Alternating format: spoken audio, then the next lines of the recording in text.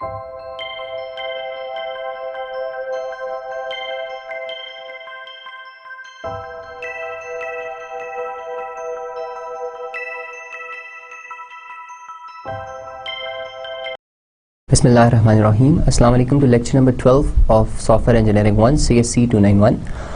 In today's lecture we will continue our topic on activity diagrams and specifically UML notation for activity diagrams. We started off with activity diagrams in the last lecture, and let's have a quick recap of what we covered in the previous lecture. We started off by identifying that when do we need to use these activity diagrams. And the first thing we saw that they are used to actually expand on the use cases or understand the flow of the use cases. Moreover, if there are multiple use cases in your system, then they are used to identify the flow of information or how those different use cases they interact with each other. And then we saw that where do we need these activity diagrams, and usually they are followed after the use case diagrams. And we also saw that these activity diagrams, they are actually flow charts, but they are special kind of flow charts because they allow concurrency, or we can represent concurrent events or concurrent actions or activities through these activity diagrams. Following that, we went very specific about what are the different elements that are involved in activity diagrams, and we saw different kinds of nodes. We saw very simple nodes, which we call them activities or actions. Then we saw first of all we saw nodes which we call activities or actions. Then we saw the final node and the flow final.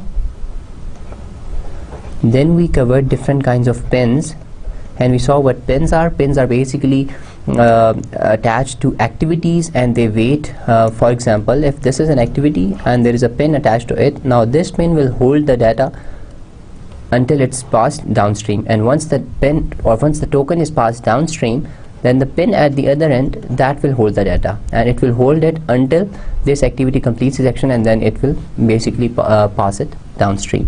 Then we also looked at what are the different kinds of edges, or how we can annotate edges in an activity diagram. In today's lecture we will continue with this discussion on activity diagrams, and we will elaborate on few more concepts, and we will also cover about swim lane diagrams, that how an activity can be decomposed into different swim lanes. So let's see what we have in store for today's lecture. First of all, we will start off with, or we'll continue with, object nodes.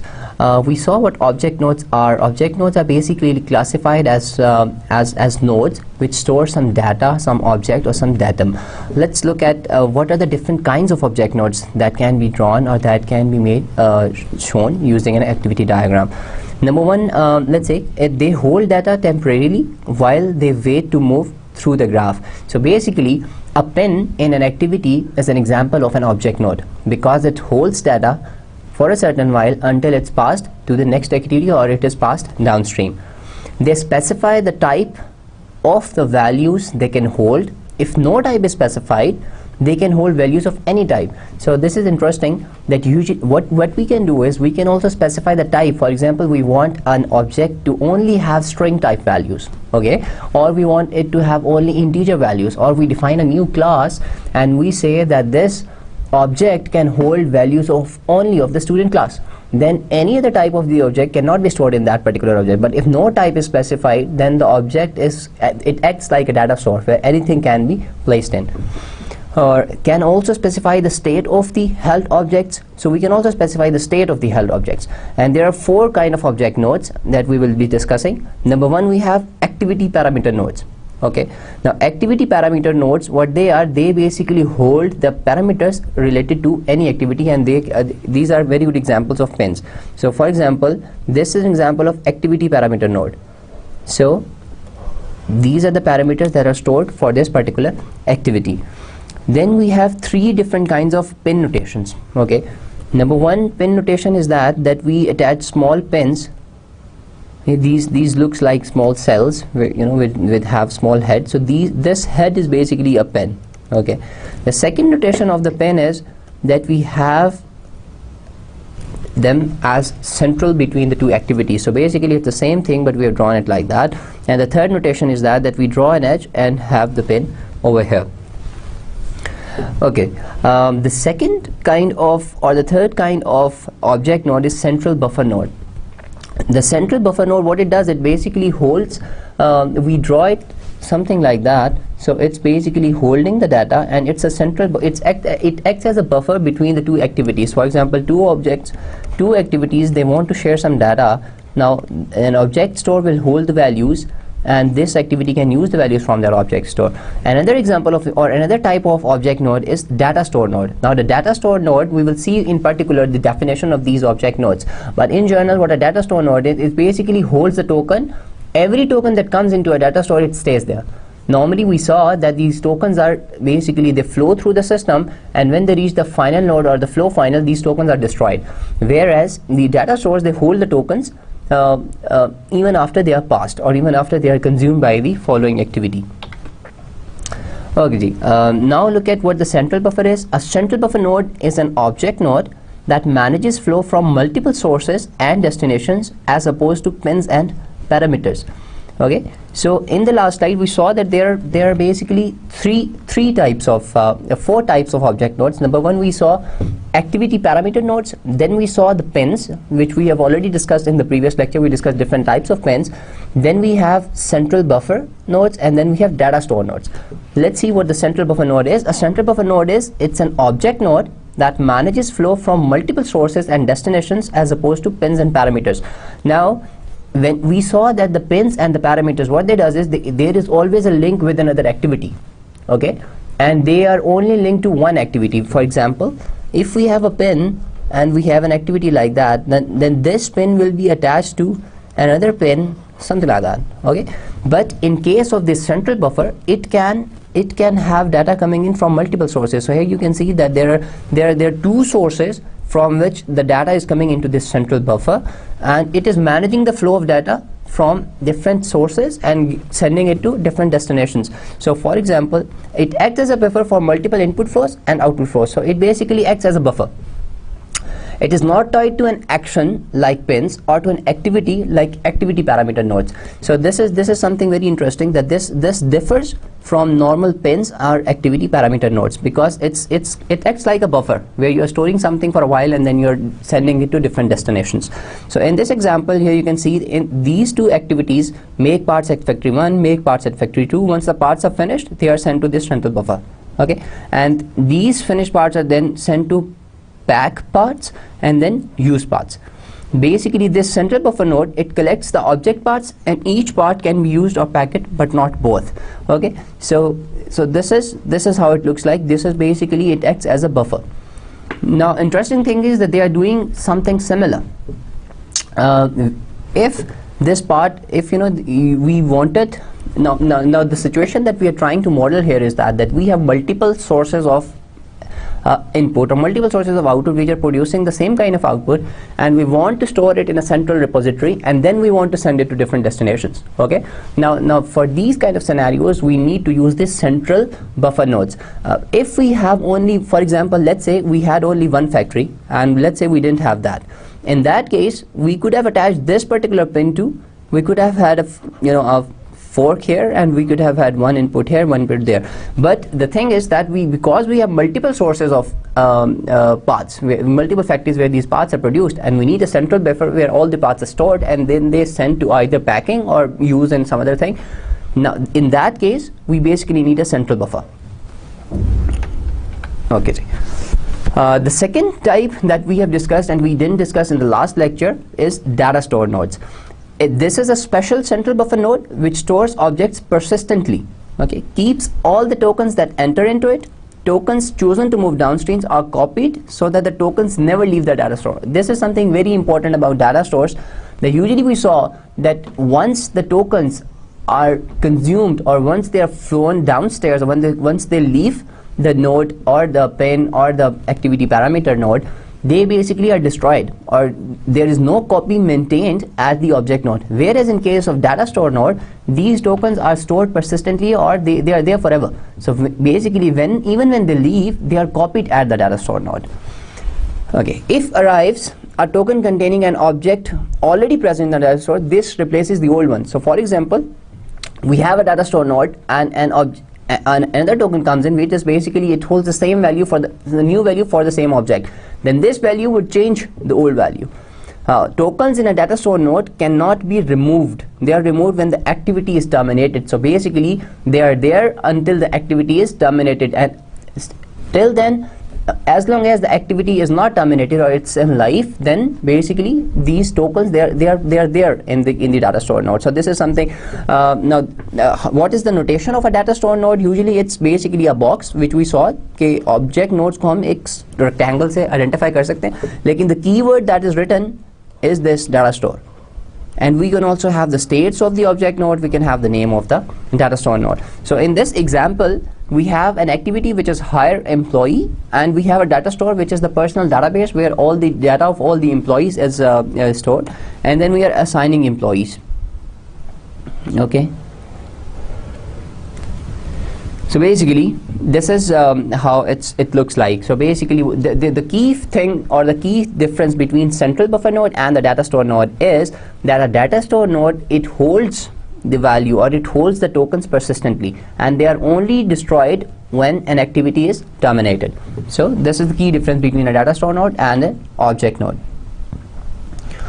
Okay, now as we saw that we can have these multiplicities, we can define the multiplicity, or we can annotate an edge in an activity diagram through this multiplicity, where we can have one to many or zero to one, or zero to many relationships, and we can also specify these upper bounds.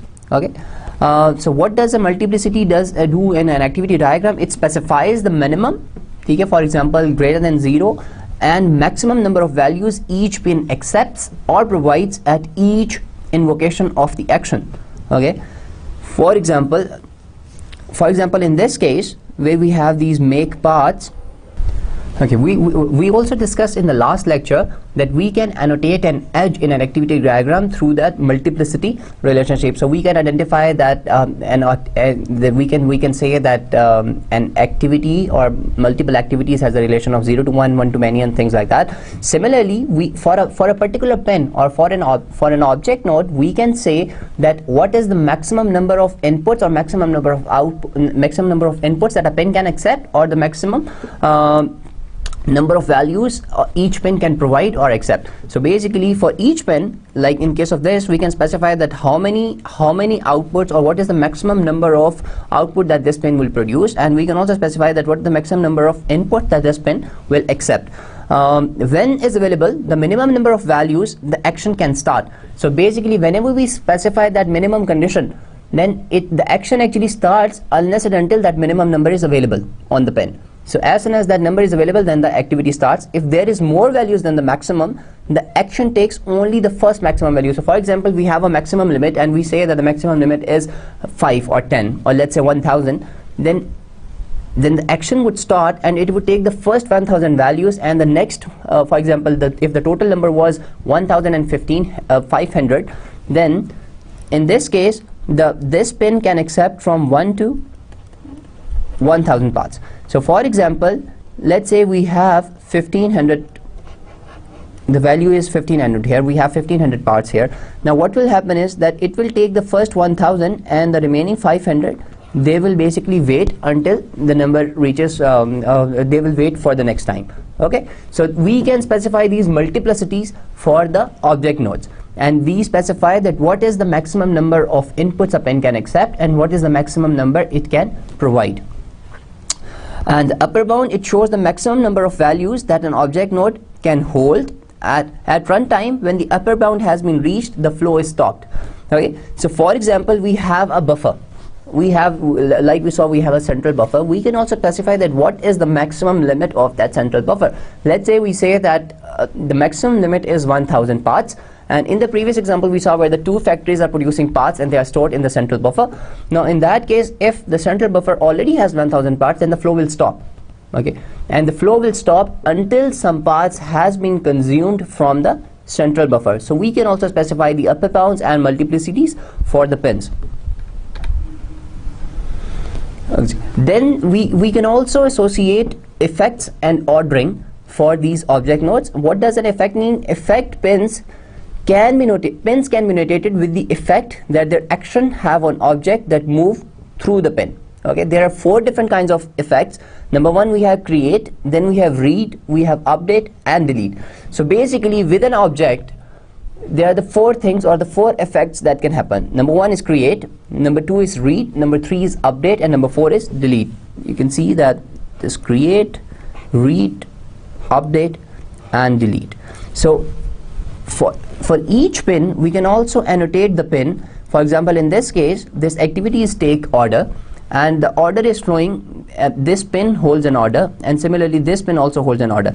Now at this end of the pin, or here at this pin, the effect is that an order is created. So you can see that we can say that the effect is created, and at this end where we are filling the order, the effect is read. So basically we can also annotate pins with this effect, which will tell that what are we doing with the object at this particular end. Okay, so if we can specify if it's something is created or something is read or something is deleted or something is updated. Similarly, we can order the tokens, that in which order the objects leave from a pin. Okay, so either it's first in first out or last in first out, you know, we can basically specify the model that in which order we will let the objects leave from the pin. So there are 2 other things that we saw with the information or which we can associate with the pins. Number 1, we saw these multiplicities and upper bounds. Multiplicities tells okay, what is the maximum number a pin can produce, and what is the maximum number it can accept, or what is the minimum number it can accept. Okay, and we saw कि जब तक वो maximum number achieve नहीं होता या जब तक वो minimum number से ज़्यादा नहीं होता तब तक आपका action रुका रहता है. ठीक है जी. सिमिलरली हमने देखा कि हम अपर बाउंड भी सेट कर सकते हैं. ओके, वी कैन से कि हमारा जो सेंट्रल बफर है वो एक टाइम पे 1000 पार्ट स्टोर कर सकता है, और जब आपकी मैक्सिमम लिमिट रीच हो जाती है तो आपका वो फ्लो रुक जाता है जब तक कि आप उसमें से कुछ कंज्यूम नहीं कर लेते. इसी तरह हम इफेक्ट्स और ऑर्डरिंग भी एसोसिएट कर सकते हैं अपनी ऑब्जेक्ट नोड्स के साथ. इफेक्ट्स का क्या मतलब है कि वी कैन स्पेसिफाई कि हमारे डाटा के ऊपर, हमारे ऑब्जेक्ट के ऊपर ये पिन का क्या इफेक्ट हो रहा है. Either we are creating, we are reading, we are deleting, और we are updating. The other thing that we can do, or the fourth thing that we can do, is that we can order. We can associate ordering के whether it will be what it will be the model जिसके अंदर ये object हमारी pin से flow करेंगे, whether it be last in first out or first in first out. We can also do these things. Okay जी. Now let's look at the edges and what options do we have when we create edges in an activity diagram.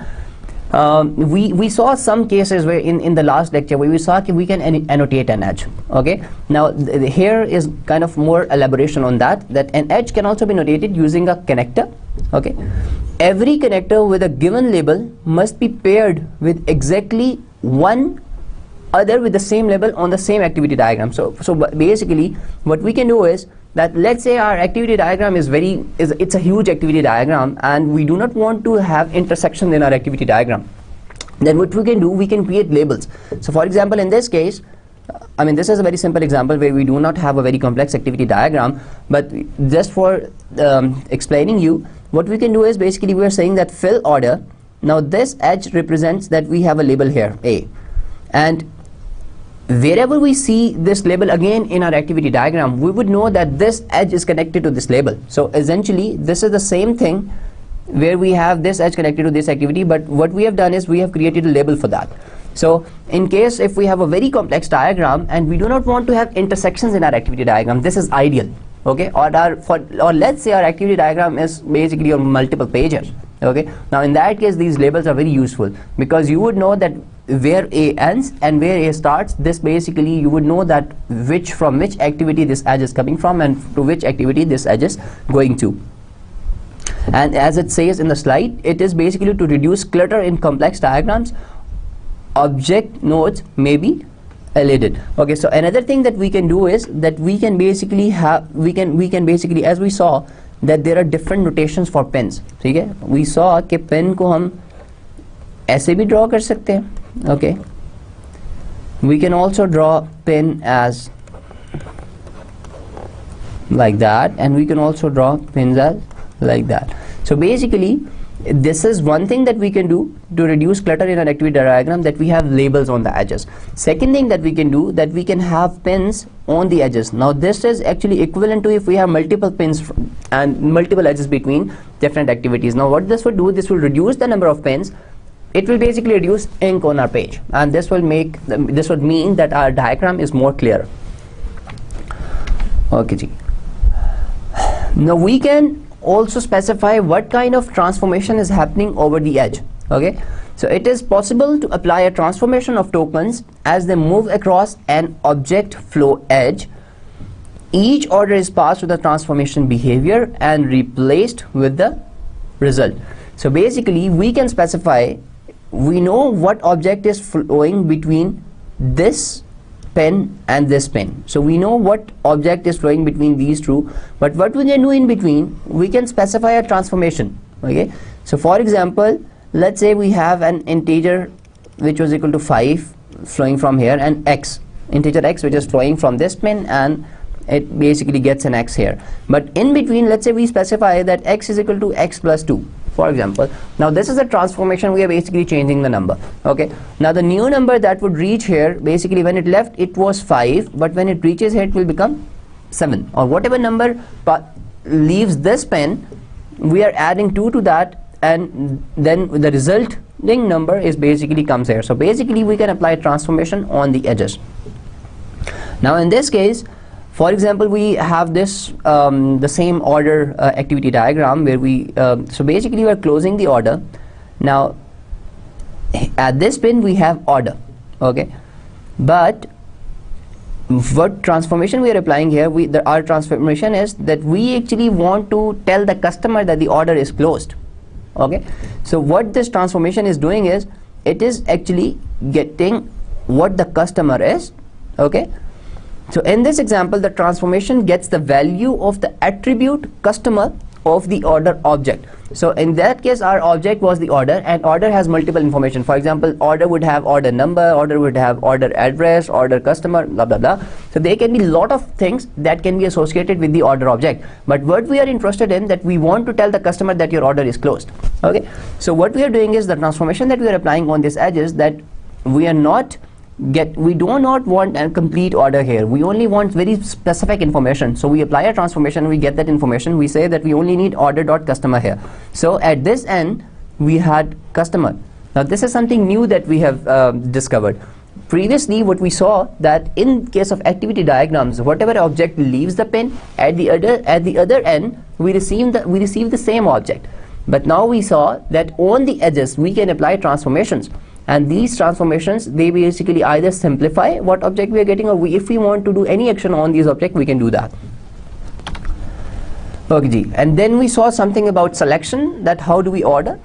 Now selection, it specifies the order last in first out, or first in first out, or modular defined ordering, in which tokens in the node are offered to the outgoing edges.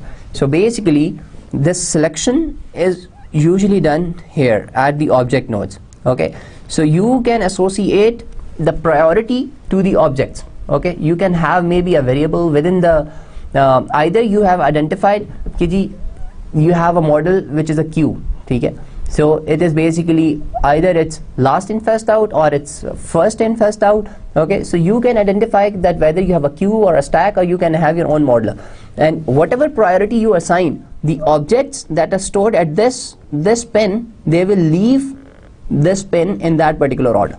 Okay, so let's say at this pin we have a stack. Okay, and in stack it's basically LIFO, so last in first out. So what will happen, that the last object that entered, it will leave first. Okay, so this would be the ordering in this case. Okay, this ordering or this selection, we saw that it can be specified to the object nodes, it can also be specified to the edges. Okay, so in case of the edges, it chooses the order on which tokens are offered from the source object node to the edge, overrides any selection present on the object node, that is the object node ordering. So what would happen, for example, you have this selection on the object node and you have this selection on the edge as well. Now what this edge selection would do, this would basically overwrite this ordering. So let's say we have selection here, and then we have selection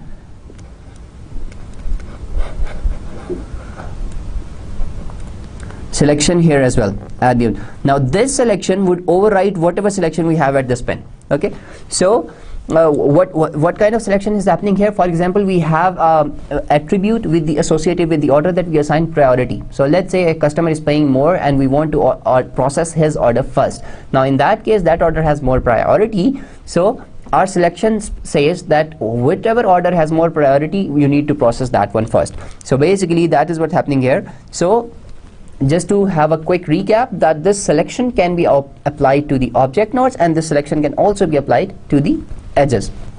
And this is similar to ordering. What we saw that कि हम object nodes की ordering कर सकते हैं, so this is similar to that. Okay ji, token competition. A parameter node or a pin may have multiple edges coming out of it, whereupon there will be competition for its tokens. Because the object node cannot duplicate. This is something that we covered in the last lecture. कि object nodes के ऊपर, for example, this is the object node and it has this token. Okay, now this token, it cannot be duplicated. Okay, this would be wrong. Okay, because object nodes, they cannot duplicate tokens. So what will happen? Then there will be competition, that this edge would want this token and this edge would want this token. Okay, now how do we actually resolve that? इस case के अंदर यहाँ पे क्या हो गया, इंडिटर्मिनेंसी आ गई. ठीक है, क्योंकि आपको ये भी नहीं पता कि ये टोकन इसको देना है या इसको देना है. ठीक है जी. तो इस केस के अंदर क्या होगा, if the input pin of basically this activity is full, ठीक है जी, तो आपका जो टोकन है वो यहीं पे रहेगा. ठीक है, और it will flow to this. ठीक है जी, और अगर दोनों की फिल है तो टोकन आपका यहीं पे रहेगा. ठीक है, unless and until one of the pins जो कि आपकी आउटपुट जिसके ऊपर जानी है, they are free and this can be sent to that. Okay जी. Okay, there is another concept in the activity diagram which we call token competition. A parameter node or a pin may have multiple edges coming out of it, as we know कि एक object node से multiple edges आपके जा सकते हैं. ठीक है, whereupon there will be competition for its tokens because object nodes cannot duplicate tokens while forks can. Okay, ये हमने जिस तरह लास्ट लेक्चर में एक कॉन्सेप्ट देखा था जिनको हम कहते थे फोर्क्स. फोर्क के ऊपर हमने देखा था कि जो भी टोकन्स आ रहे हैं, ये हम जितने भी एजेस जा रहे हैं उनके ऊपर डुप्लीकेट कर सकते हैं. For example, we have this token here, we can duplicate it through a fork. But in case of the object node, these tokens, they cannot be duplicated. So for example, we have this activity and we have this object node and there are multiple edges going out of it. अब यहाँ पर जो token है उसको हम इन दो पे नहीं भेज सकते क्योंकि these object nodes, they cannot duplicate tokens. Now in that case there is a problem कि आप ये टोकन किसको भेजें. Okay, so this is something interesting कि ये tokens को duplicate नहीं कर सकते. इस केस के अंदर there would be a problem. Okay ji. Then we have a concept of activity partitioning. ठीक है, these partitions, they divide the nodes and edges for identifying actions that have some characteristics in common. Okay ji. They often correspond to organizational units in a business model. Partitions can be hierarchical and multi-dimensional. Additional notation is provided, placing the partition name in the parenthesis above the activity name. Okay ji. So what we can do is we can basically partition the activities. Okay, they can either correspond to business units. For example, we have activities associated to process or processing orders. Okay, now all these activities, they should belong to that category. Okay, and when we are receiving payments or when we are giving money to somebody, then these are related to finance. So we can partition these activities according to either business units or something that is common in some activities. So these activities in an activity diagram, they can be partitioned. And you saw कि एक और चीज़ common है कि ये hierarchical भी हो सकती है. ठीक है, जिस तरह इसमें पार्टीशन नेम है यहाँ पे, और ये इसको इसकी बेसिस के ऊपर जब हम अपनी एक्टिविटीज को पार्टीशन करते हैं, we'll see the concept of swimlane diagrams. So that's actually where the concept of swimlane diagram comes in. कि इसकी बेसिस के ऊपर when we actually try to partition our activities, we can make this swimlane diagram. We can divide our activities, or we can divide all the activities in an activity diagram into different lanes. उससे फायदा क्या होता है? We can identify कि कौन सी activities किस business unit से या कौन सी एक्टिविटीज में क्या चीजें कॉमन है, वो किस ग्रुप से बिलोंग करती हैं. Okay, now this is the example जो कि हम अभी देखते आ रहे हैं कि फॉर एग्जांपल ये वाली जो है receive order, this is related to order department, fill order this is also related to order department, ship order this is also related to order department, and close order is also related to order department. लेकिन जो invoice send करनी है, this is related to accounting department, payment is related to customer, and accept payment is also related to accounts department, and account department is the one which also generates the invoice. So इसी की अगर आप ये partition देखें, इसके अंदर आप देखें कि हमारी पार्टीशंस क्या क्या है. वी हैव अ पार्टीशन जिसको हमने कह दिया कस्टमर, एक और पार्टीशन हमारी है जिसको हमने कह दिया अकाउंट्स डिपार्टमेंट, और एक पार्टीशन हमारी जिसको हमने कह दिया ऑर्डर डिपार्टमेंट. ठीक है, जिससे मैंने आपको पिछली स्लाइड में कहा था कि ये जो पार्टीशनिंग है ये हम बिजनेस यूनिट्स के ऊपर भी कर सकते हैं. ठीक है, तो हमारे इसके अंदर इस एग्जाम्पल के अंदर बिजनेस यूनिट्स क्या क्या है. We have an accounts department and we have a order processing department. और एक और हमारी जो हमने पार्टीशन क्रिएट किया that is an external partition. तो जो एक्सटर्नल पार्टीशन है उसके अंदर we have written external here which actually tells कि ये वाली जो पार्टीशन है ये हमारे मॉडल के बाहर की पार्टीशन है. I mean we are not concerned, we are not actually modelling customer here, क्योंकि ये हमारे मॉडल से this is something that is not part of our system, this is outside the boundary of our model. Okay, so that's why we can write this external keyword here which actually tells कि this partition is outside the concerned model. Okay, now जब हम इस तरह की partitioning कर देते हैं तो the same activity diagram, the activity diagram doesn't change, activity diagram would stay the same. Now what would happen when you create these partitions, that if you see this particular diagram, in this diagram we have 3 lanes. Okay, this first lane is for order processing, this second lane is for accounts department, and third lane is for customer. Okay, now all the activities and all the object nodes that are associated with ordering or processing of order, they are shown in this particular lane, जिससे हमें पता लग जाता है कि ये वाले जो सारे काम है ये हमारा ये वाला बिजनेस यूनिट परफॉर्म कर रहा है, और ये जो जितने भी पेमेंट से रिलेटेड काम है ये हमारा अकाउंट्स डिपार्टमेंट हैंडल कर रहा है. और जो पेमेंट करनी है which is make payment, now this is not part of our system because in our system we are just accepting the payment. लेकिन मेक पेमेंट हमने फ्लो को कंप्लीट करने के लिए we have created an activity which is make payment. Now make payment is associated with customer. So that's the benefit when we have these partitions that we can associate those activities to a particular partition. Okay ji, we can also specify there is something we will discuss the concept of swim lanes in more detail in the following slides, but before that there are a couple of concepts that we want to discuss. Number one is pre and post conditions, and then we have a concept of expansion regions. We will see what that is. So what are pre and post conditions? They can be referred to an activity or to an action local condition. Okay ji, for example इसके अंदर हो क्या रहा है कि you have a local pre condition, आपने एक constraint रख दी है. ठीक है, और ये आपने इस एक्टिविटी के ऊपर अप्लाई कर दी है. ठीक है, जब तक आपका ये कंस्ट्रेंट ट्रू नहीं होगा ये एक्टिविटी से फ्लो आगे नहीं जाएगा. ठीक है, we will discuss the concept of swim lane in more detail in the following slides, but before getting in more detail or discussing swim lane diagrams in more detail, let's have a quick look at couple of more concepts related to activity diagrams. Number one is pre and post conditions. So what are the pre and post conditions? They can be referred to an activity or to an action. Basically ये जो pre और post conditions है ये आप ना तो object nodes के साथ भी नहीं कर सकते ना IGs के साथ. They are associated to activities or actions. And UML intentionally does not specify when or whether pre and post conditions are tested. ठीक है, यानी कि UML because in this case we are just concerned with the designing. ठीक है, तो we are not concerned कि जो pre और post condition है ये कब टेस्ट होती हैं. Either it is done at run time or it is done at design time. And UML does not define what the runtime effect of a failed pre and post condition should be. So it also does not specify कि run time के ऊपर इसका effect क्या होगा अगर एक condition pre condition या post condition fail हो जाती है. ठीक है जी, error that stops execution, warning, no condition. So basically UML does not specify that as well. Okay, now this is the same example we have carried with this example so that we can understand different concepts. ये वही example है जो कि ordering की थी. तो इसके अंदर फॉर एग्जाम्पल अगर आप देखें कि this is an object node जिसके ऊपर आपके पास हमें क्या डाटा मिल रहा है, रिक्वेस्टेड ऑर्डर.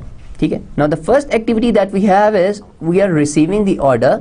ठीक है जी, यहाँ पे अब हमारे पास क्या आ गया, ऑर्डर रिजेक्टेड. ठीक है, और यहाँ पे क्या आ गया, ऑर्डर एक्सेप्टेड. अगर तो ऑर्डर आपका रिजेक्ट हो गया तो we are going through there.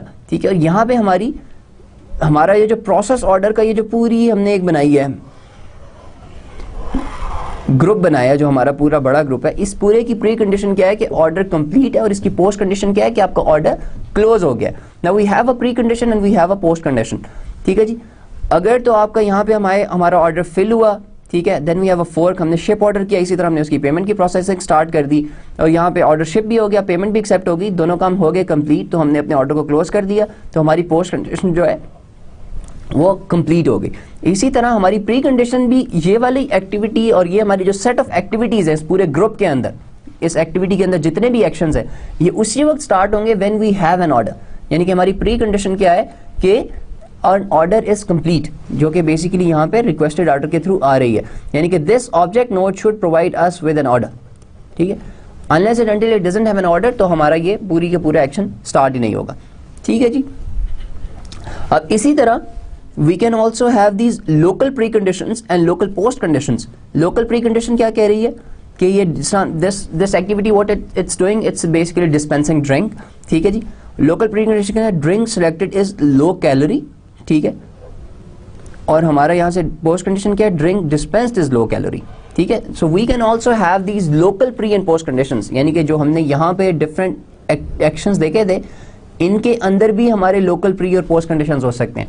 For example when we are filling the order then we check it for inconsistencies, let's say the pre condition is that there are no inconsistencies, ठीक है। और fill order क्या post condition क्या होगी कि the order is filled whatever, ठीक है। So we can have these local pre condition and local post conditions, लेकिन एक चीज इंपॉर्टेंट है, जब आप लोकल प्री और लोकल पोस्ट कंडीशन स्पेसिफाई करेंगे तो you need to write this keyword local, ठीक है, व्हिच वुड टेल कि what kind of a pre and post condition that is.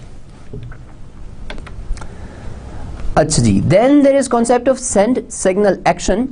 What it does, it creates a signal instance from its input and transmit it to the target object, and the target object in that case it can be local or it can be remote, ठीक है जी। A signal is an asynchronous stimulus.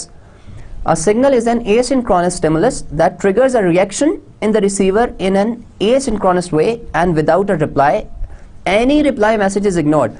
So basically what's happening here is in case of create order we are just sending this signal, ठीक है, and the signal is sent to another activity which is basically create invoice, and in this case we are not expecting any reply from this activity. This is the meaning of asynchronous, कि create order would not wait for the reply for this particular signal. अगर हम इसको कहते हैं कि ये synchronous signal है तो उस केस के अंदर क्रिएट ऑर्डर और ऑर्डर्स क्रिएट ही ना करता जब तक कि उसको पहले वाले का रिप्लाई ना मिलता। Whereas in case of asynchronous communication, जब क्रिएट ऑर्डर ने एक सिग्नल भेज दिया तो it is free to do other work, ठीक है, it can basically create more orders, ठीक है। और same is the case here, जब क्रिएट इनवॉइस आया, क्रिएट इनवॉइस से we are sending a signal to notify customer, और ये नोटिफाई कस्टमर से एक जाएगा जो कि बेसिकली शायद किसी और एक्टिविटी को जाएगा कि इन्फॉर्म कस्टमर, ठीक है। So this is what we are doing through signals. So we can have these asynchronous communication which are basically signals between different activities. Okay ji, then we have time triggers and events. What these time triggers and events does is, a time trigger is a trigger that specifies when a time event will be generated. Time events occur at the instant when a specified point in the time has transpired. So basically, let's say we specify कि एक certain date के ऊपर आपने एक action करना है, ठीक है। इसकी एग्जांपल इस तरह से हो सकती है कि ये जो हम अपना ऑर्डर प्रोसेसिंग वाला पूरा सिस्टम देख रहे हैं कि at the end of each month we want to generate a report जो कि हमें ये बताए कि हमारे कितने ऑर्डर प्रोसेस हुए हैं, ठीक है। तो we can specify that the last date of each month आपकी ये रिपोर्ट जनरेट हो जाए। तो इस केस के अंदर हमारा टाइम ट्रिगर क्या है, हमारा टाइम ट्रिगर है एंड ऑफ एवरी मंथ, और उसकी बेस के ऊपर इवेंट क्या जनरेट हो रहा है कि you want to generate reports, ठीक है। और द टाइम में भी रिलेटिव और एब्सोल्यूट, यानी कि हमने अभी देखा कि टाइम ट्रिगर क्या करता है, टाइम ट्रिगर स्पेसिफाइड टाइम के ऊपर एक ट्रिगर जनरेट करता है जिसकी बेसिस के ऊपर हम एक इवेंट भेजते हैं, ठीक है। और जो टाइम है हमारा, इट कैन बी रिलेटिव और it can be absolute. Relative time trigger is specified with the keyword after followed by an expression that evaluates to a time value, और absolute time value specified as an expression that evaluates to time value. जिस तरह देखें relative की example क्या है कि after 5 seconds. अब after 5 seconds का क्या मतलब है कि यहाँ पे फॉर एग्जांपल इस ऑब्जेक्ट नोड के ऊपर कुछ आया, लेकिन आपने ये वाला जो काम करना है ये 5 सेकंड बाद करना है। वेयर एज एब्सोल्यूट के अंदर, जिस तरह मैं आपको एक महीने मंथ एंड की एग्जांपल दे रहा हूं कि you want to generate a report at the end of each month, now that is an example of absolute time trigger, कि आपने एक्चुअल एक डेट बता दी और उस दिन काम हो रहा है। लेकिन रिलेटिव के केस में you are telling it relative to the previous action, ठीक है, कि कितनी देर बाद आपने ये काम करना है, ठीक है। Now let's try to summarize this slide again कि there is a concept of time trigger and time events. Time trigger आपका क्या करता है, वो specific time बताता है जिसके ऊपर आपने एक event generate करना होता है and then an action is followed, ठीक है। There are two kinds of time triggers. We have relative time triggers and we have absolute time triggers. Relative time triggers आपको बताते हैं relative to the previous action, whereas absolute time triggers के अंदर आप पूरी एक expression लिख सकते हैं, जिसमें आप पूरी date दे सकते हैं। जिस तरह इस example के अंदर हमने कहा है जी January 1, 2000 noon। अब इसका मतलब है कि दोपहर को शायद 12 बजे 1 जनवरी 2000 को आपने कोई काम करना था, ठीक है। You can do these kind of time triggers. अच्छा जी, फिर there is concept of accept event action. पीछे हमने देखा था हमने देखा था जो कि आपको सिग्नल इवेंट एक्शन था, इसके अब है एक्सेप्ट इवेंट एक्शन। ये क्या करता है, it waits for the occurrence of an event meeting specified condition, ठीक है जी। और एक्सेप्ट इवेंट एक्शन का जो हम सिंबल होता है, ये कैसे होता है, इट इज बेसिकली, ठीक है। और नॉर्मली जो हमने सेंड सिग्नल एक्शन देखा था, this was something like that, ठीक है। तो ये बेसिकली वेट करता है इवेंट के ऑकर होने का, जो कि इवेंट कौन सा है, जो कि आपको send signal action basically specify करता है। We will see accept event action, what that is. In couple of slides ago we saw send signal action. Send signal action क्या करता था, it used to send asynchronous signal from one activity to another activity. Accept signal action क्या करता है, it basically waits for that particular event, और जब वो event occur हो जाता है तो देन इट स्टार्ट्स प्रोसेसिंग, ठीक है जी। और ये एक सिग्नल सेंड कर देता है, एक इवेंट ट्रिगर कर देता है। तो इसका सिंबल क्या होता है, इट्स बेसिकली ऑपोजिट टू, जिस तरह हमारा this is the symbol of sand signal action, तो जो एक्सेप्ट इवेंट एक्शन है that is something like that, ठीक है जी। और वेट टाइम एक्शन भी क्या है, देयर इज एन अदर जिसे हम कहते हैं वेट टाइम एक्शन। ये बताता है कि how long do you need to wait, और फिर यहाँ से एक इवेंट जनरेट होता है। फॉर एग्जांपल आपके यहाँ से 2 काम आए जा रहे थे, ठीक है, और ये क्योंकि आप ज्वाइन कर रहे हैं तो आप यहाँ पे वेट बता देते हैं कि इतना वेट करना है, फिर आपने यहाँ पे एक इवेंट जनरेट करना है। Okay, let's have quick example of these. Now we have this process order जो कि यहाँ पे हो रहा है, और यहाँ पे हमने क्या किया, जब आपने ऑर्डर प्रोसेस कर लिया, you request for payment, ठीक है जी। आपने पेमेंट की रिक्वेस्ट की, और जब आपका ये पेमेंट की रिक्वेस्ट ने इसको सिग्नल कर दिया, और जब आपकी पेमेंट कंफर्म हो गई तो आपने ऑर्डर को शिप कर दिया, ठीक है।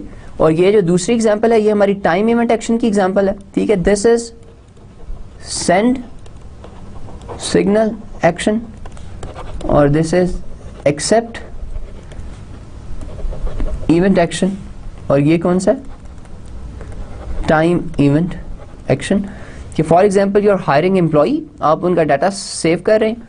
वेट ऑल का क्या मतलब है कि जितने भी एम्प्लॉयज आपके डाटाबेस के अंदर है और आप एम्प्लॉय साइन कर रहे हैं, आप बेसिकली वंस अ ईयर हर एम्प्लॉय के लिए आप हर एम्प्लॉय को रिव्यू कर रहे हैं, ठीक है। आप फॉर एग्जांपल उसकी एक डिटेल्ड किस्म की रिपोर्ट जनरेट कर रहे हैं वंस अ ईयर, ठीक है। तो ये जो आपका टाइम इवेंट है, ये कह रहा है कि वंस अ ईयर आपने हर एम्प्लॉय के लिए ये काम करना है, ओके।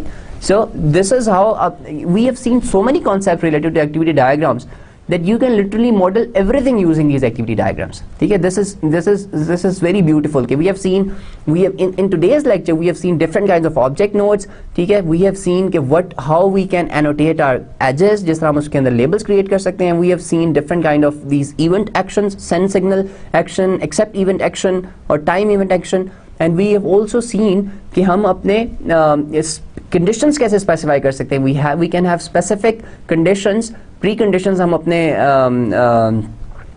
ऑब्जेक्ट नोड्स के ऊपर भी लगा सकते हैं और अपनी एजेस के ऊपर भी लगा सकते हैं। फिर हम we can also have transformations, ठीक है। और हम ऑर्डरिंग भी कर सकते हैं, ऑब्जेक्ट नोड के ऊपर भी ऑर्डरिंग कर सकते हैं और एजेस के ऊपर भी ऑर्डरिंग कर सकते हैं। और in this particular slide we have seen the example of accept event action and time event action, कि how they can be used to actually specify कि कब आपने ये वाला काम करना है। जिस तरह एक्सेप्ट इवेंट एक्शन जो है वो एक पर्टिकुलर इवेंट का वेट करता है and then it does that, जबकि टाइम इवेंट एक्शन जो है वो स्पेसिफाई करता है कि कितने टाइम के बाद आपका ये वाला एक्शन दोबारा से होगा, ठीक है। जिस तरह आपके एम्प्लॉइज का एक बहुत बड़ा डेटाबेस है, और ये वाला जो नीचे वाली एक्टिविटी डायग्राम है ये हमें क्या बता रही है कि साल में एक दफ़ा आपने हर एम्प्लॉई के लिए ये वाली रिपोर्ट जनरेट करनी है, आपने उसको रिव्यू करना है. तो this is actually very nice कि you have these constructs available to you. With that you can represent any kind of condition in the system. Okay जी. Then we have an concept of interruptible activity region. It's an activity group, sets of nodes and edges that supports termination of tokens flowing into it. When a token leaves an interruptible region via interrupting edges, all the tokens and behaviors in the region are terminated. Token transfer is still atomic. A token transition is never partial. It is either complete or it does not happen at all. Also, so basically, हमारे activity group के अंदर अगर इंटरप्टेबल activity reason के अंदर जब भी हमारा जो टोकन है, ठीक है, जब भी वो इंटरप्टिंग एजेस के थ्रू, यानी कि basically we have a flow going on, लेकिन जब भी हमारा टोकन जो है वो उस इंटरप्टेबल एज के थ्रू फ्लो करेगा उस इंटरप्टेबल एक्टिविटी रीजन के अंदर से, तो हमारा फ्लो रुक जाएगा. ठीक है, तो whatever we were doing it will be stopped. Okay, so this is an example of interruptible activity region. Now what's happening here is that we receive the order. It is the same activity diagram, and here we have a decision node. Decision node ke andar if the order is rejected, then we are going here. If the order is accepted, we are going here. Now this region, this dotted area, this is the interruptible activity region. ठीक है. Now let's say here that we have an cancel order request. ठीक है जी. Now if that is the case, तो हमारा order यहाँ पर cancel हो जाएगा और हमारा फ्लो देखें यहाँ पे कम्प्लीटली रुक रहा है. और फ्लो कैसे रुक रहा है कि हमारा यहाँ से यहाँ पे आ गया तो हमारे सारे टोकन्स डिस्ट्रॉय हो जाएंगे. ठीक है, अदरवाइज हमारा फ्लो कब खत्म होता कि if we didn't have that, तो हमारा फ्लो नॉर्मली कब खत्म होता है, जब हमारा ऑर्डर कस्टमर को शिप हो जाता या हमारा क्या हो जाता, कस्टमर जो है वो पेमेंट भी कर देता. ये दोनों काम हो जाते, फिर हमारा ऑर्डर क्लोज हो रहा था. दूसरा क्या है कि आपका ऑर्डर रिजेक्ट हो गया और आपने ऑर्डर कैंसिल की, एक रिक्वेस्ट है, एक सिग्नल आपका इवेंट आया, उसकी बेसिस के ऊपर हम क्या कर रहे हैं, वी आर कैंसिलिंग ऑर्डर. और कैंसिल जब ऑर्डर हो रहा है तो we are not waiting for this. ठीक है, we are directly going here. ठीक है. Now this is an example of interruptible activity region. Interruptible activity region क्या कहता है कि we can have special regions in our activity diagram, जिसके अंदर से हम अपने फ्लो को रोक सकते हैं on the basis of certain events. So this is called interruptible activity region. Okay जी. We can also have exceptions in our activity diagrams. ठीक है जी. एक्सेप्शन हैंडलर क्या कहता है कि अगर हमारे जिस तरह नॉर्मली जब आप एक्सेप्शन हैंडलर्स लिखते हैं तो उसके अंदर क्या होता है कि फॉर कोई सर्टेन किस्म की आपकी इनपुट आई है, ठीक है, which you specified as an exception, तो उसके ऊपर आपको क्या करना है. ठीक है, these are what exceptional handlers do. कि if in case of certain kind of input run this function. ठीक है, तो we call that function exception handler. और जो हमारी different तरह की input है उसको हम कहते हैं exception. ठीक है जी. तो exceptional handler specifies the code to be executed when the specified exceptions occur during the execution of protected node. ठीक है जी. When an exception occurs, the set of execution handlers on the action is examined to look for a handler that matches the exception. जिस तरह there is a concept of catch. ठीक है, जब भी exception आती है तो you catch it, और catch करने का मकसद क्या होता है कि you try to compare it with all the exception handlers, और whichever exceptional handler apply to that particular exception, then you do that. If the exception is not caught, it is propagated to the enclosing protected node if one exists. If the exception propagates to the topmost level of the system and is not caught, the behavior of the system is unspecified and profiles may specify what happens in such cases. यानी कि just to summarize what we discussed in this slide, that we have these protected nodes. ठीक है जी. और यहाँ से if there is an input जिसके बारे में हमें नहीं पता, ठीक है, and we have categorized that as an exception. ठीक है, और हमने exceptional handler लिखे हुए. So what we would do would basically catch this exception, and based on the type of the exception we will have a handler for this particular exception. Then we will give it to this handler body node. ठीक है जी. अगर we cannot find an exceptional handler, तो we cannot be sure और कि हमारे system की state क्या होगी. ठीक है, we can specify that, लेकिन if there is no exception handler, तो we cannot tell what will be the state of our system.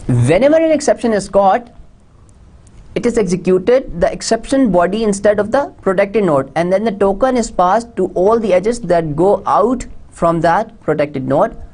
The exception body has no explicit input or output edges. Exception body can resolve the problems that have caused the exception or can abort the program. जिस तरह ये देखें, this is our protected node, ठीक है. Why this is a protected node?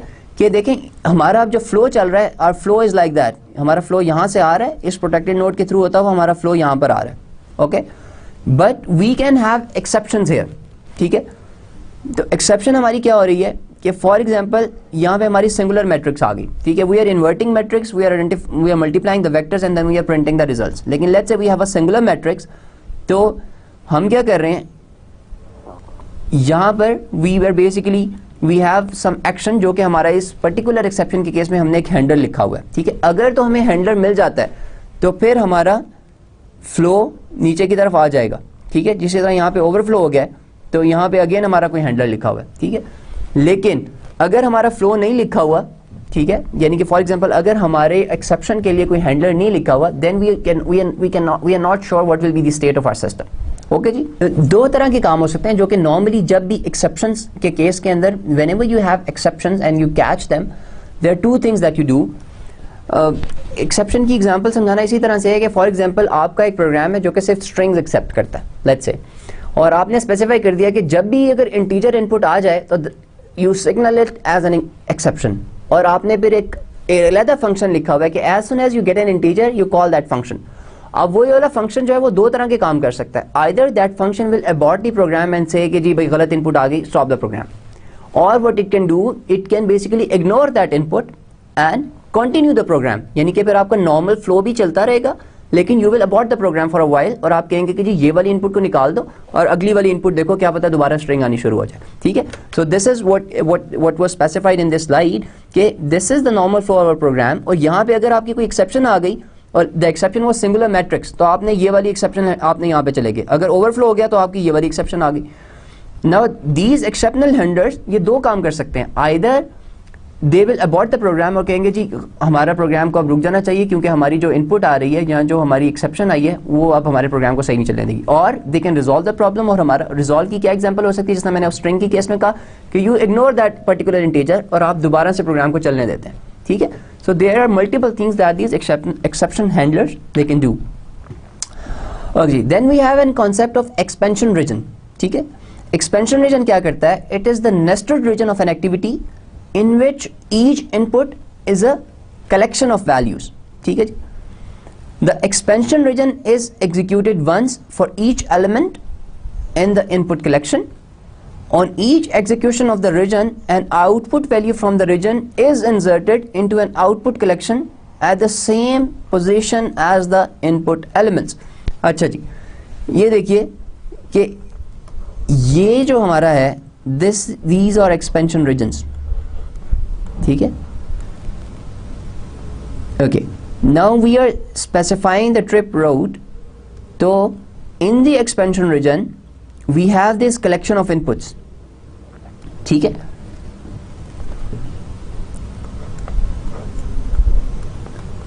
अब ये जो expansion reason है हमारे हर इनपुट कलेक्शन के लिए एक दफा एग्जीक्यूट होता है, ठीक है. फॉर एग्जांपल, और जब भी एग्जीक्यूट होगा तो जो हमारा कॉरिस्पॉन्डिंग एक आउटपुट होगा उसके अंदर एक वैल्यू चली जाएगी, ठीक है.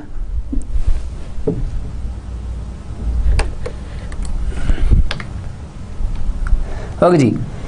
Now there are three ways कि ये जो आपकी इंटरेक्शन है आपके एक्सपेंशन रीजन की एग्जीक्यूशन के तीन तरह से हो सकती है. वन इज पैरेलल, ठीक है जी. All the interactions are independent. Iterative, the interactions occur in order of the elements, ठीक है जी. यानी कि the execution of the region must happen in the sequence with one finishing before another one begins. और streaming, there is a single execution of the region where the values in the input collection are extracted and placed into the execution of the expansion region as a stream. Okay जी.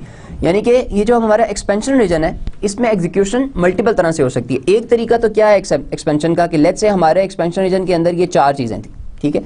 तो हो क्या रहा है कि हमारा 1 2 3 4 हमने लिख दिया. अब हो गया क्या कि सबसे पहले एक्सपेंशन रीजन के अंदर यहाँ पे 1 के अंदर इंफॉर्मेशन थी, वो प्रोसेस हुई तो वो इधर के 1 के अंदर आएगी, फिर 2 2 में आएगी, 3 में आएगी, 4 में आएगी। इस तरह के बिहेवियर को हम क्या कहते हैं, आइटरेटिव। ठीक है, कि वी आर डूइंग, हमें जो इनपुट के ऊपर जो एक्टिविटीज है और आउटपुट के ऊपर जो कॉरिस्पॉन्डिंग एक्सपेंशन रीजन क्या है, उनको हम एक सर्टेन ऑर्डर के अंदर कर रहे हैं। जो दूसरा है उसको हम कहते हैं पैरेलल।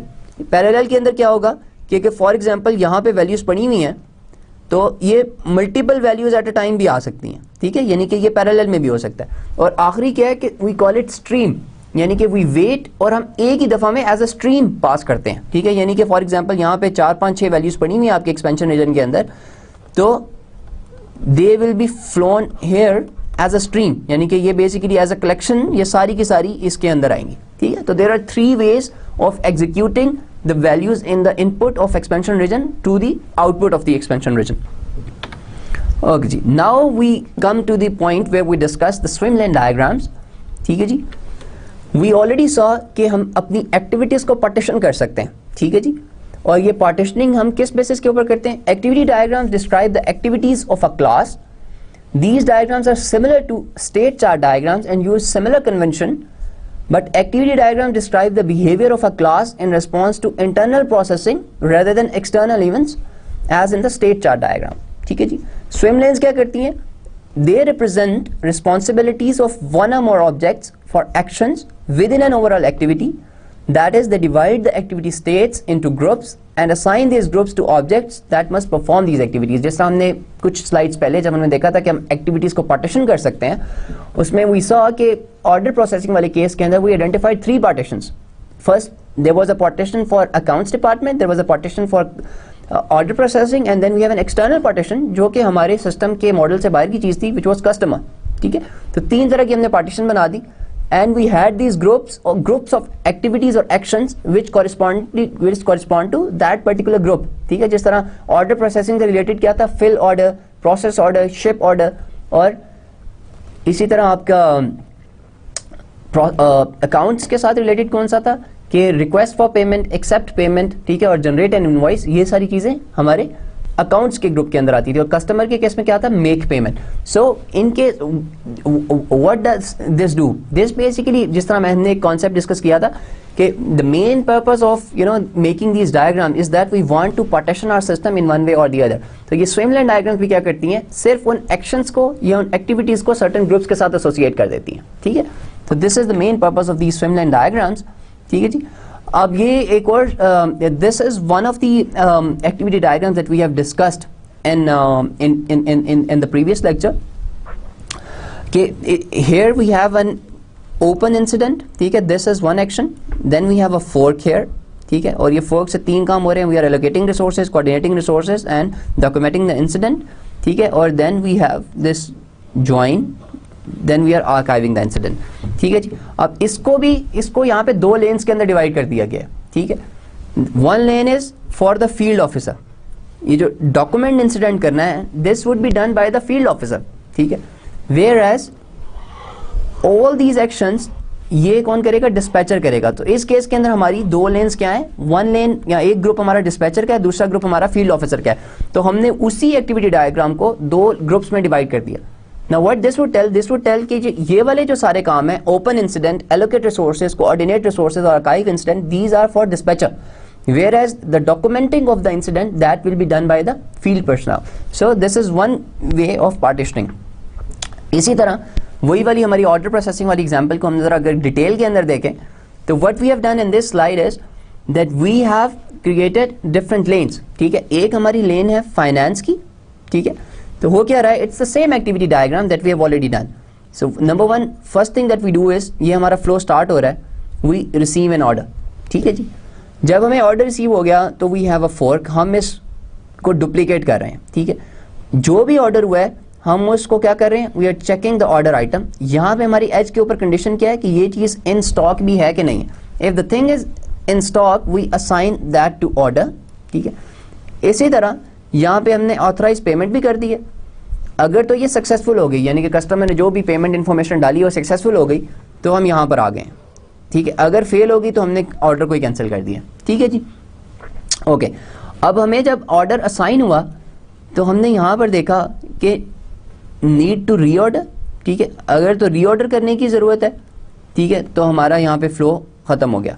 ठीक है। और अगर तो हमारे पास stock assign to all order items and payment authorise, यानी कि स्टॉक भी पड़ा हुआ है और हमारी पेमेंट भी है, तो हमने क्या कर दी, पेमेंट भी होगी तो हमने ऑर्डर को डिस्पैच कर दिया। अब ये जितनी भी एक्टिविटीज़ हैं within this particular partition, यानी कि check order item, assign to order, cancel order, reorder item, choose outstanding order item, anything that is related to processing of order, ठीक है, जिसके अंदर हम स्टॉक चेक कर सकते हैं, हम चेक कर सकते हैं कि हमारे ऑर्डर के अंदर जितने भी आइटम्स थे वो सारे कंप्लीट हो गए हैं कि नहीं हो गए, we have dispatch the order not, we have shipped the order not, that will be done by the order processing unit, ठीक है। And the authorization payment that is handled by this finance, and then we have a stock manager जो कि basically supplies receive कर रहा है और जो भी whatever remainder is left वो उसको स्टॉक के अंदर एंटर कर रहा है। तो बेसिकली ये जो आपकी वर्टिकल लेन्स हैं, यानी कि जो हमारी डैश्ड लाइंस हैं, ये हमने की है लेन्स में डिवाइड करने के लिए। So we have 3 lanes in this particular case, 1 is finance, 2 is order processing and 3 is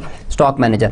So the purpose of these swim lanes is that we identify कि कौन सी वाली एक्टिविटीज या कौन से एक्शंस हमारा कौन सा बिजनेस यूनिट परफॉर्म करेगा। In this slide we have seen an example of swim lane diagrams. Let's quickly summarize it. That we have 3 lanes in this particular diagram. We have a lane of finance, and then we have order processing and stock manager. So all the activities that are associated with the order processing group, we have them in the central lane, and all the activities which are all the actions that are related to the finance group we have in the first lane, and in the last lane we have all the activities that are related to the stock manager group. So through this swim lane diagrams, this is one way of partitioning our system where we associate certain actions or activities to particular groups. Now that will be all on the swim lane diagrams that we will be covering in this course, and let's quickly summarize of what we have covered in today's lecture. First of all, we started off with object nodes. We already covered some bits of object nodes in the previous lecture. So we identified that there are 4 different kind of object nodes: activity parameters and pins. These 2 we covered in the previous lecture, and in today's lecture we covered central buffer and data store. Now central buffer, that's an activity, or that's central buffer is an object which holds the data from multiple sources. So for example, if there are it can have multiple sources, and it act as a buffer, and the data then is transferred to the output. So for example, whenever we want to create a central buffer, we need to have this keyword which says central buffer, okay, and it can accept inputs from multiple activities. So multiple activities can send the data to this object node, and this act as the buffer, and then it passes it on to the other actions or other activities. Then we have data stores. Data store is a special kind of central buffer. The difference is that the data stores does not delete a token once it is flown downstream. It copies the token and then passes it on to the downstream activities. So it maintains the copy of the tokens until the activity is terminated. Then we saw 3 concepts related to object nodes. One was multiplicities, then we saw upper bound and effect and ordering. In multiplicities, we can specify how many or what is the maximum number of inputs or the maximum number of outputs that a pin or an object node can accept or provide. Then we saw कि हम हर object node के साथ कोई effect associate कर सकते हैं कि what effect it will have on an object, and we saw there are 4 different kinds of effects. One was create, then we had read, then we have update and delete. And if you see, these are the 4 possible things that you can do with any data. Either you can create it, or you can read it, you can update it, or you can delete it. And then we can have ordering. We can set the order that in which order these objects would allow the tokens to flow out, whether it's last in first out or first in first out, or any other model that is defined, user defined. Then we saw activity edges, that how we can annotate activity edges. The first thing that was related to presentation of activity edges, it was labeling. So we saw if we can create labels for the edges. For example, this is an activity and there is an edge going out. We can either draw it like that, or we can have the same thing, we can have these labels, and then we do something like that. So what this would do, this would reduce the clutter in our diagram. So for example, we have a very complex activity diagram, and we do not want to have lots of intersection in our diagram. So we can use these labels to show that this activity had an output which starts at label A and stops at label A, and this again starts where where in the diagram where we will find that label again. Similarly, we can specify some transformations on the object that is flowing through the edges. So for example, a very simple example that I gave you, that we can associate a transformation on this edge. For example, it produces an integer x. We can have a transformation which would say that x is equal to x plus 2. So whenever this pin accepts this integer here, it will be added, or the number would be increased by 2. So we can have transformations on the edges. Similarly, it is similar, there is a concept of selection on the edges. It is similar to the concept of ordering on the object nodes, and this selection, what it does, it also specifies the order, and the order is same. It can be last in first out, first in first out, or any other order that is user defined. Similarly, we saw the concept of activity partitioning, that is related to swim lane diagrams, कि हम activities को partition करते हैं, और partition हम किस basis पे करते हैं, अपने बिजनेस यूनिट्स की बेस के ऊपर भी कर सकते हैं, या अगर हम ऑब्जेक्ट अपनी एक्टिविटीज़ की किसी और तरह की पैरामीटर्स की बेस के ऊपर अगर उनकी कोई ग्रुपिंग बनती है तो हम उसकी बेस के ऊपर भी इनकी पार्टीशनिंग कर सकते हैं. Then we saw pre and post conditions, that a set of activities they can have preconditions. For example, जो हमारी पूरी एक्टिविटी डायग्राम थी प्रोसेसिंग ऑर्डर की, उसकी सबसे पहली प्री कंडीशन क्या है कि आपके पास एक कंप्लीट ऑर्डर मौजूद होना चाहिए. Then once you have a complete order, तो फिर आप उसको ऑर्डर को फिल करेंगे, उसको शिप करेंगे, यूजर से पेमेंट की रिक्वेस्ट करेंगे, then you will start all the possible things. So the pre condition is that you need an order, and the post condition is that the order is closed. Now this is example of a pre post condition जो कि group of actions के साथ associated. For single activities or single actions, you can have local preconditions and local post conditions. ठीक है? We also saw example of that. Then we have some event actions. The first one we saw is send signal action, जिसको हमने देखा था कि जिसकी notation कैसी होती है. It's basically something like that.